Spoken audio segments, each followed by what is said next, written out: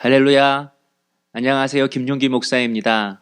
오늘도 하나님의 은혜와 사랑이 우리 사랑하는 성도님들의 삶 가운데에 충만하게 임하시기를 소망하면서 3월 9일 월요일 새벽 예배 하나님 앞에 올려드리겠습니다. 우리 다 함께 주기도문 드리겠습니다. 하늘에 계신 우리 아버지, 아버지의 이름을 거룩하게 하시며 아버지의 나라가 오게 하시며 아버지의 뜻이 하늘에서와 같이 땅에서도 이루어지게 하소서. 오늘 우리에게 일용할 양식을 주시고 우리가 우리에게 잘못한 사람을 용서하여 준 것 같이 우리 죄를 용서하여 주시고 우리를 시험에 빠지지 않게 하시고 악에서 구하소서. 나라와 권능과 영광이 영원히 아버지의 것입니다. 아멘. 찬송가 369장 찬송하겠습니다. 369장입니다.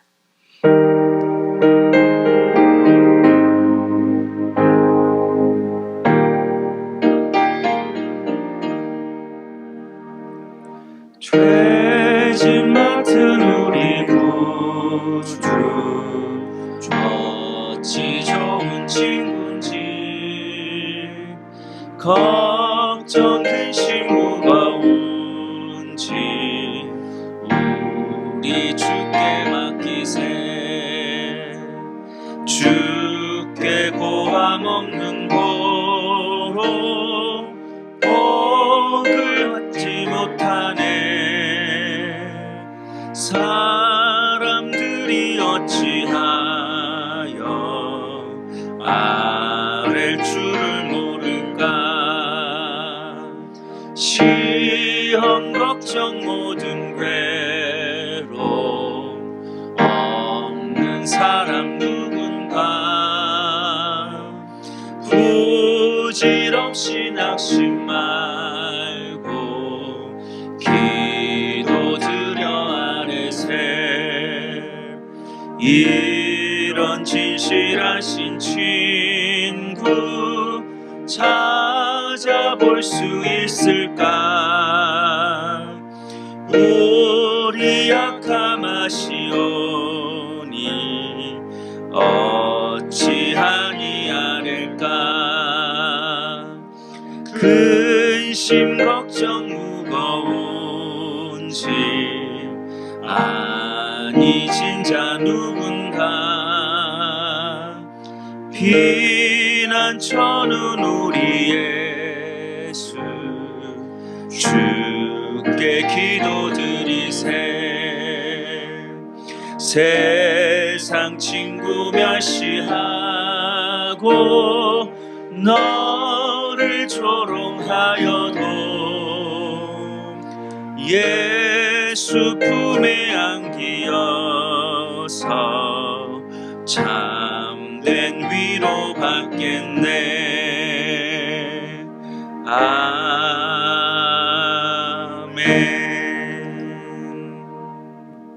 아멘. 네, 하나님께서 이 새벽에 우리에게 주시는 말씀은 누가복음 15장 25절에서 32절까지의 말씀입니다.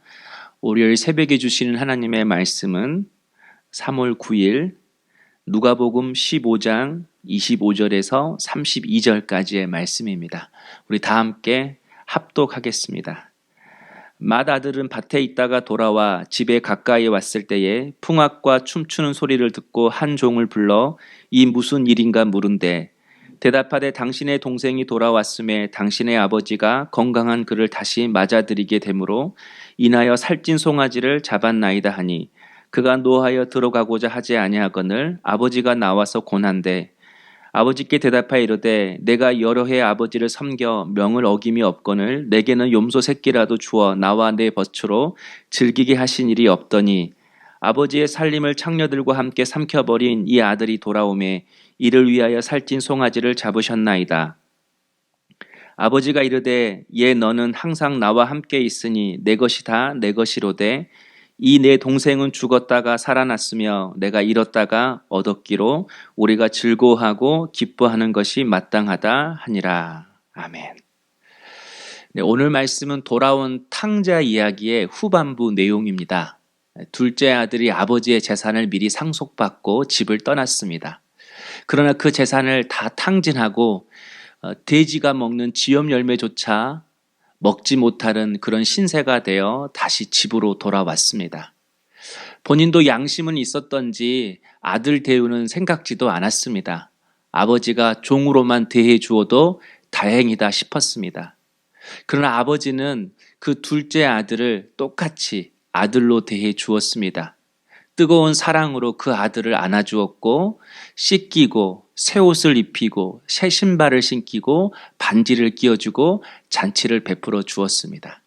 아들을 향한 그 아버지의 사랑은 예나 지금이나 변치 않았습니다.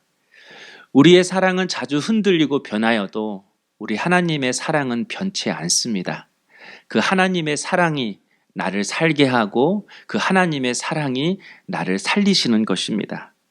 그러므로 하나님의 자녀가 된 우리가 매일매일 해야 되는 것은 그 하나님의 사랑을 깨닫고 누리며 살아가는 것입니다.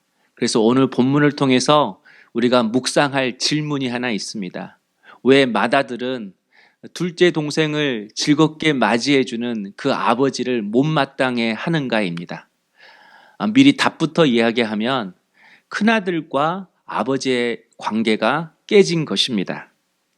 물론 형의 입장에서 재산을 탕진하고 돌아온 둘째 동생이 못마땅해 할 수 있습니다. 그런데 29절을 보면 맏아들이 아버지를 향해서 이렇게 이야기합니다. 나는 한 번도 아버지의 명을 어긴 적이 없는데 자기에게는 염소 한 마리도 잡아주지 않았다. 그런데 여러분 어제 12절 말씀을 보면 재산을 둘째 아들에게만 나눠준 것이 아닙니다. 각각 나눠주었다고 합니다. 그러니까 맏아들은 장자이기 때문에 둘째 동생보다 2배의 몫으로 재산을 상속받았습니다. 또 31절에 아버지가 맏아들에게 이렇게 이야기를 하죠. 아버지가 이르되 얘 너는 항상 나와 함께 있으니 다 내 것이 다 내 것이로되.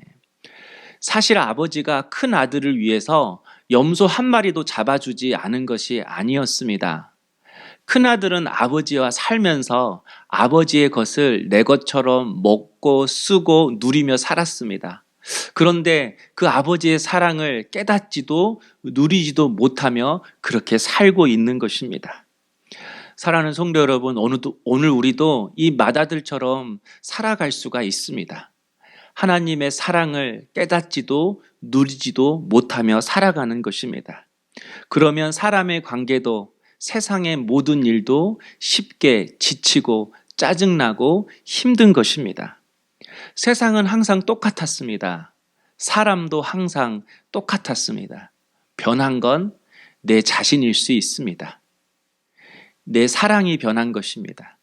하나님과의 관계가 멀어진 것입니다. 하나님의 사랑을 잃어버린 것입니다.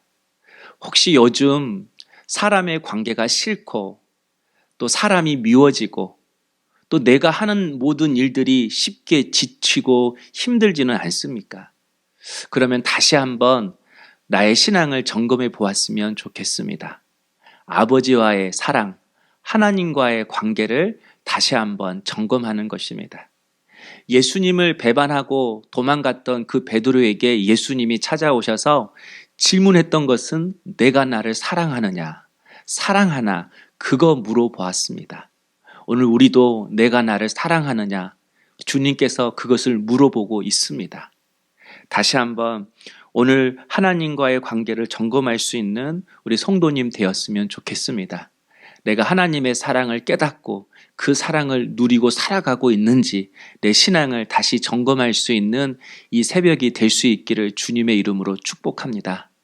사랑하는 성도 여러분, 우리는 가장 큰 축복, 가장 큰 기적을 내 힘으로 할 수 없는 일들을 이루었을 때, 또 오늘 이 둘째 아들처럼 하나님을 버리고 방황했다가 다시 회개하여 돌아왔을 때 이것을 큰 기적이고 큰 은혜라고 생각합니다. 그러나 저는 더 큰 기적, 더 큰 축복은 바로 일상의 축복이라고 생각합니다. 매일매일 하나님의 사랑을 누리고 그 사랑 안에 머물며 사는 것입니다.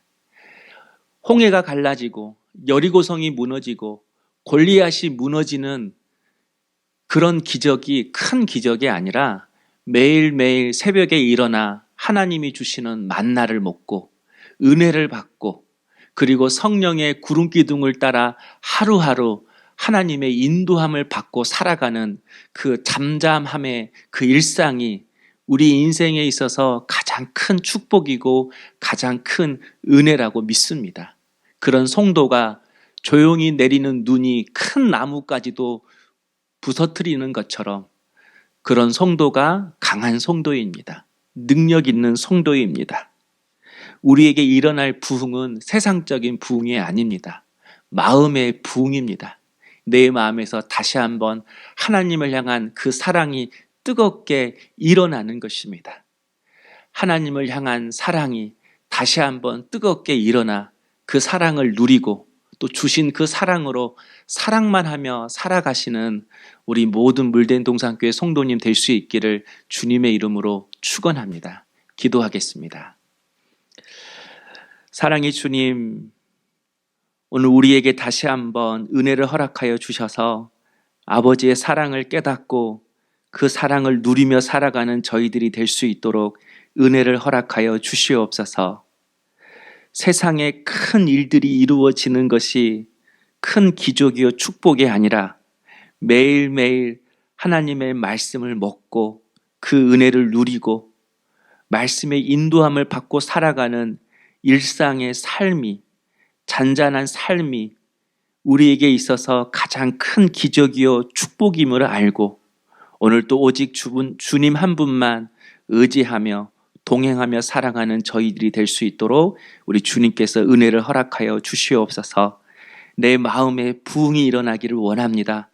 하나님을 뜨겁게 사랑하는 그 마음이 일어나 그 사랑으로 하나님을 사랑하고 그 사랑으로 사랑만 하며 살아가는 저희들이 될 수 있도록 은혜를 더하여 주시옵소서.